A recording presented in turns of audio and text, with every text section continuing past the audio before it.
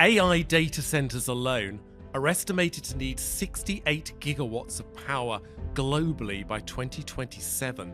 That's almost double all global data center power requirements from 2022. With the UK's grid capacity stretched, but an ever-growing need for data centers as nationally critical infrastructure, what choices do we have to power them? In this episode of The Scope, we explore how grid connectivity reforms will help. We ask how alternative forms of power generation can be scaled faster and quicker. And we consider how data centers can actually address power loads and support decarbonisation.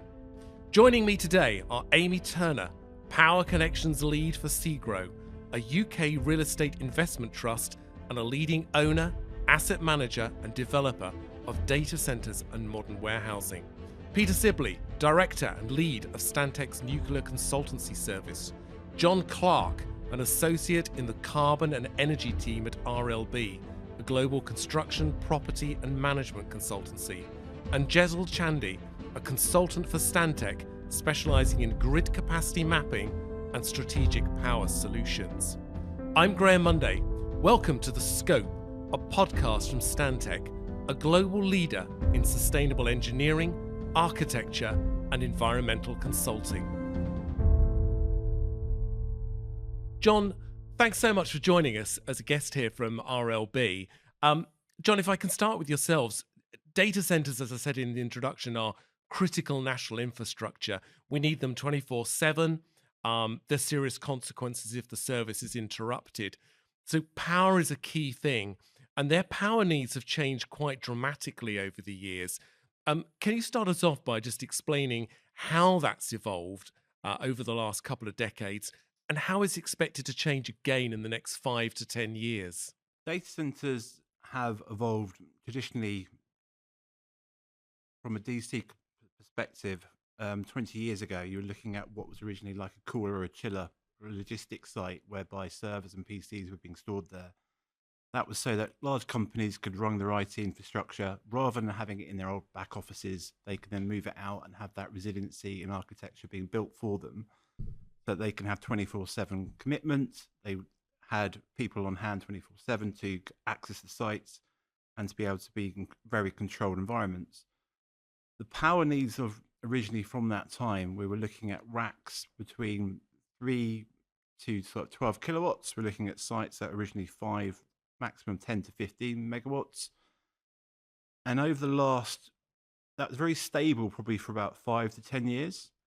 And over the last 5 years, we've seen a gradual increase of power coming through for AI, and as there's been a development in the background being driven by the likes of Intel, AMD and NVIDIA. We've seen more and more of the server and the power increasing. And for a while, we saw it sort of stagnate. So there's Moore's law, where every 12 to 18 months, we're seeing the transition, the power of the CPUs increasing or doubling each time. That stagnated for a while as the servers got to a point whereby the power was primarily being utilized more and more for actually the cooling of the infrastructure. And then over the last 5 years, we've seen now within the likes of NVIDIA raising the game, increasing the power demands, whereby we switch from CPUs to a GPU, whereby they're able to do far more transactions and chip developments and accelerate that curve. And what that's then means is that we're now seeing servers which are now utilizing between 10, 20, 30 kilowatts of power. And we're now seeing rack densities increasing from 30 to 100 kilowatts.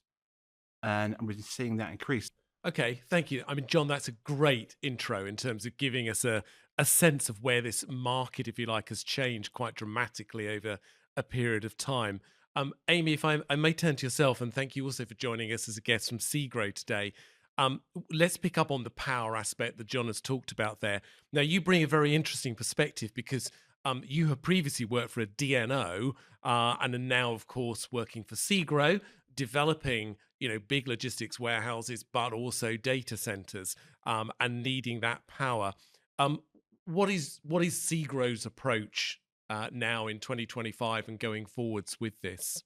So yeah, it's been really interesting sitting both sides of the fence, not only having seen the challenges previously for the DNOs in keeping up with the growth, not just with DCs, but electrification of vehicles, obviously the growth of automation as well. It's one of those where you now come the other side of the fence and you see the challenges that sit with the clients. And where I think everybody took for granted before, you filled in an application form and you got your power, and the timescales were relatively palatable. And now, from a business perspective, whatever you think is early isn't early enough for the amount of power that data centers need. It's a really lengthy process, and I think there needs to be much more collaborative work that goes on between the clients and the DNOs and TOs, because not only do we want to make sure that we're dealing with our immediate customers, but we also want to make sure we've got a much longer line of sight going forward to make sure that we don't find ourselves in a similar situation in 10 years' time. We need to be really mindful about the strategy that we take and trying to find out if there are green solutions that actually are complementary to the grid supplies, where that will always continue to be our focus for the near future.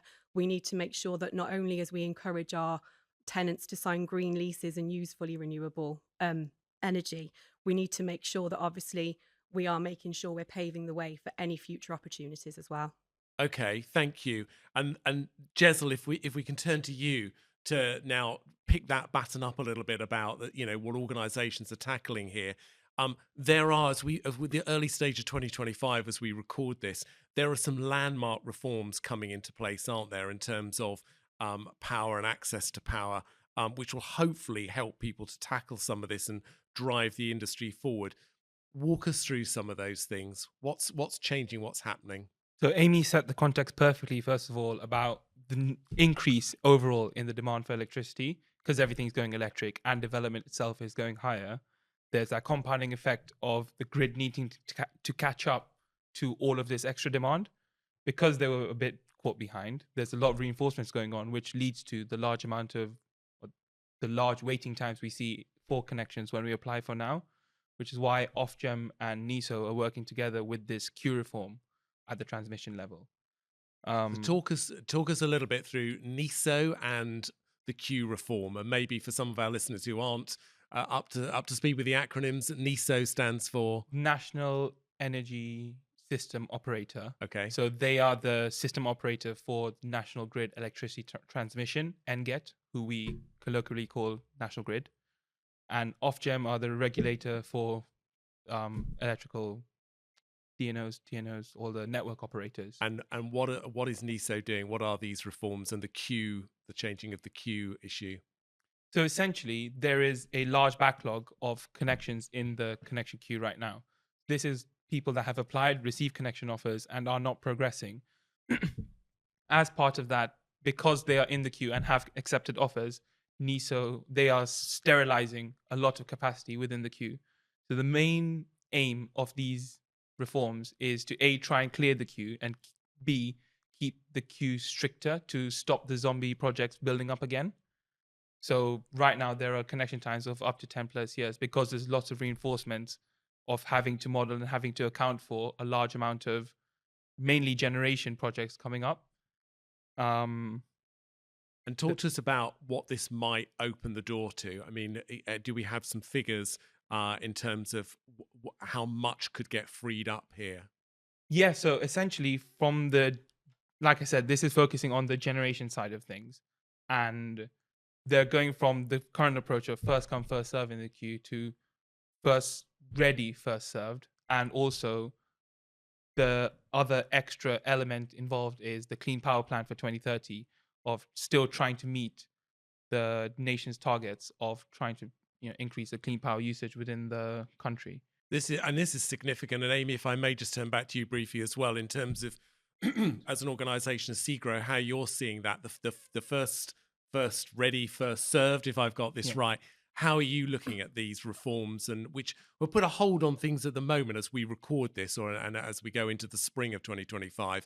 But how are you looking at those reforms in terms of how that helps you as an organisation? So as an organisation, we're really hoping that it's actually going to improve some of our timescales.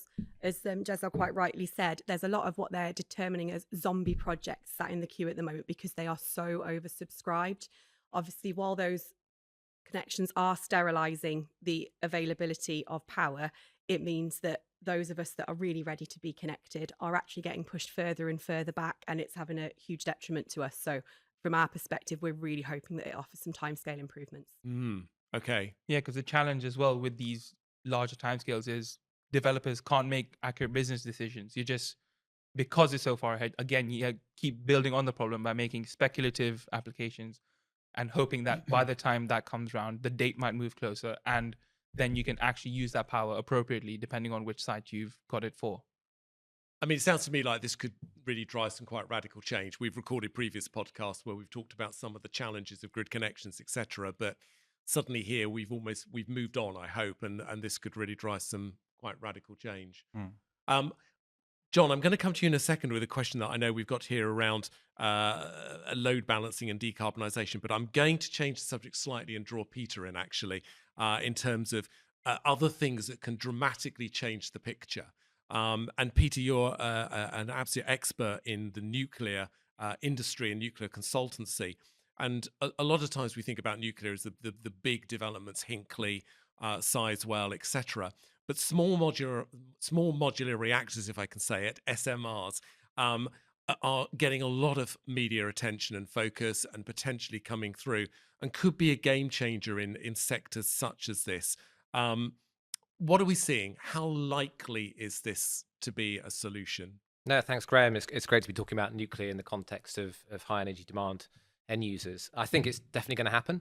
I think the key is when's it going to happen? How fast can it happen? And I'll come on to that again in a moment. But I think what's really exciting is the very contemporary alignment we're now seeing between widespread expansion of nuclear technology at all scales, gigawatt scale and SMRs, as a means of securing energy demand, decarbonising energy grids, but also alongside that, this proliferation that Jon was talking about in the power demands of the AI revolution and data centers. And the two are sort of coming hand in hand now in parallel. So I think there's a lot of things we can talk about on how these can work together.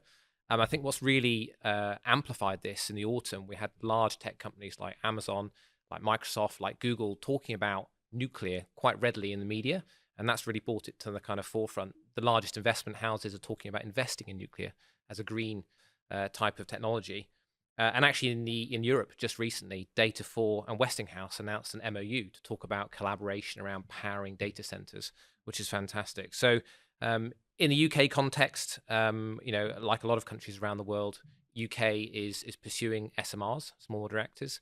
The idea being that they're potentially quicker to build, they could be built in factories, they're easy to deploy, they're more flexibly sited, they're scalable. There's lots of different virtues. And alongside the larger scale, sort of gigawatt scale nuclear, could offer a really good sort of backbone to our energy demands going forwards. For data centers, then, the benefits are consistent right-sized power solutions, which are scalable to the energy demands of the specific data center. Lots less land than the equivalent in renewables, wind and solar and all the rest of it. And they've come equipped with, robust safety features. There's a long track record, of course, of nuclear technology and that kind of thing. So I think it's really exciting. And I think what the industry is facing now is coming back to how quickly is these different jigsaw pieces that need to come together, whether it be the regulatory processes we need to go through to approve these facilities, the siting and the planning permissions, the investment, obviously the coming forward of the development technology, the social license to build in new communities with nuclear technologies which might not be familiar. And what I'm really interested to see and really sort of keen to sort of promote is this idea of government and industry collaboration around this. And that's got to involve the end users and the developers as well, because the nuclear sector hasn't spoken to these people before, and we need to inform. So my question to Amy would be, how can we do that better? And, where does companies like SEGRO, what do you think of nuclear? Well, how do you approach it? I think it's really exciting to talk about new options when obviously the constraints of what has historically existed are so prevalent in our day-to-day work at the moment. Obviously, we're aware of MOU that's happened over the last few days, and we have started some very early preliminary conversations regarding SMRs. Yep. And I think from our point of view, it's really important that we engage with the people that have the technology. It's important that we engage and make sure put our clients' minds at ease and offer them a solution that they can be confident in. And I think you're right. I think we absolutely need to do some sort of collaboration that means we can really be the trailblazers for things like this and actually make it something that becomes more accessible and a more commonplace opportunity for people to explore. I mean, it's a live conversation, I'm assuming, within an organisation like yours and your peer group, I'm assuming. Absolutely. And I'll be honest with you, I think that our knowledge around that is really, really, really limited. Mine certainly is. And I think as we kind of go further down the path, it's important that from a technology point of view, we have people in that are teaching us about those things, explaining the viability of it, explaining the pluses, and then also giving us the information that allows us to allay the concerns of our end users as well. I mean, Peter, your career has been built in the nuclear sector. I mean, we've worked together for 10 years. The education is clearly key here, isn't it? And you touched on it earlier. I almost sense that for that sector, the nuclear sector, they've suddenly opened up a window to a whole new market and are probably recognizing that they need to communicate and educate a whole different audience. No, that's absolutely right. You know, it's a large PR exercise to some extent, but I think we've seen some really important shifts in the UK around sort of public acceptance around nuclear and what it can mean in terms of energy security and long-term sort of pricing of energy and that kind of thing. We've seen the establishment of Great British Nuclear, which will now facilitate that government and industry collaboration to really drive these projects forward. And actually in the SMR vendors, we're seeing a very different breed of developer. These are technologists and entrepreneurs. They're not traditional nuclear developers. And that's quite exciting. And they're very confident and quite bullish about how they want to bring their product to market. And they need to work with anyone who'll listen really to kind of bring it through to fruition. And that to me sounds like a very natural link as well to the data center operators in terms of the words you just used there in terms of entrepreneurial and a very different type of breed of developer. Yes. John? Yeah, I mean, for me, it opens up Pandora's box in a really nice way, because by having the likes of new technologies like SMRs and MMRs coming through, what that means is effectively where there's now land available, they can either look at off-grid or microgrid solutions, whereby it gives us a bit more flexibility, and they're not then relying, unfortunately, on the DNO and the TO or national government structures to actually support that and implement it. So they can actually accelerate to a certain degree and actually then look longer term strategy about how we can actually look to feed that back into the grid later on, or actually look to support the grid of actually load balancing as well for the growth and development of future sites or future development. So it gives us quite a lot of opportunities. So which is really interesting. Time moves on, as always, in these podcasts, and I'm going to pick up on a few other things that we've talked about offline previously, and almost like some quick questions to you. John, there was a question I skipped over earlier that I just want to come back to and ask you about. Data centers helping with load balancing and decarbonisation, and I think some of this was about phase development as well. Talk to us about that. So very quickly, so the way it works is that because data centers can get the power all at once from likes of an SMR, but because it's a modular build out, so effectively we're looking at 4 or 5 stages of the build. So it gives us capacity whereby they can then look to supply that to the grid or to other networks or businesses, etc. But as part of that, they've then got a load balancing effect where they can actually help the grid balance itself. And because we've got UPSs and redundancies and switch gears and there's very large infrastructure in place, it sort of frees up, and it actually then helps towards the government's clarification of how they can actually carbonize and actually free carbonize actually the grid infrastructure longer and quicker as well as part of that strategy. So that's one of the challenges we're trying to address and look at by looking at this type of technology. Okay, thank you. And as I said, I'm going to bounce around here a bit with you. Jesal, just literally a minute from you as well on hydrogen, and if you can pick up on a study that Stantec has been doing with the gas networks, because I think that's also quite interesting in terms of new thinking, new technology, new ideas. Yeah, so essentially, as we've seen or we've said today, that DC developers are trying to get sites up as quickly as possible, and that's driving demand up. Whereas gas networks, on the other side, their demand is going down because of all the same sort of clean power net zero targets we've been talking about here. So for gas networks to try and almost like get back stronger, they're trying to find new energy sinks where they can give all this spare gas capacity that's there in quite extensive network. Obviously, it's not that sustainable using a non-renewable fuel to to power these high energy users. But that's where then putting hydrogen and blending it either into the natural gas network or repurposing or reshaping the network for the hydrogen can then be used to transport and power some certain data centers. I think it's really important, the opportunity to the fact that we have these networks. Yeah, exactly. And if we need to come off of gas, but we've still got these networks. How do we use them? The infrastructure is there to be used. Yeah, exactly. Yeah. John, if I may, geothermal. Now, you've written a piece on this, and I just wondered for our listeners whether we could summarize that piece on the opportunity from geothermal in terms of generating power for us. Geothermal is a great natural resource that can be utilised. The key thing for geothermal is understanding where it can be applied effectively. The UK, for example, is not a natural geothermal site. We're not like Iceland. We're not in America. We don't have the Rockies or the Cascades, etc. So it means there's different capex and opex costs that have to go into that. So the best location I can think for geothermal is probably like in Bath, where there's literally there is that natural heat's coming through. Otherwise, in the UK, it's not really got to go like 5 kilometers deep. So, but geothermal is a great technology. But again, it comes down to understanding where it can be deployed, where the benefits are, and what the best case can be for that. Otherwise, it's a case you've got to think globally and for that type of technology to be deployed effectively. And from a commercial perspective, how much it's going to cost to do it. Yeah. Fair enough. And Amy, we talked a little bit about private IDNOs as well.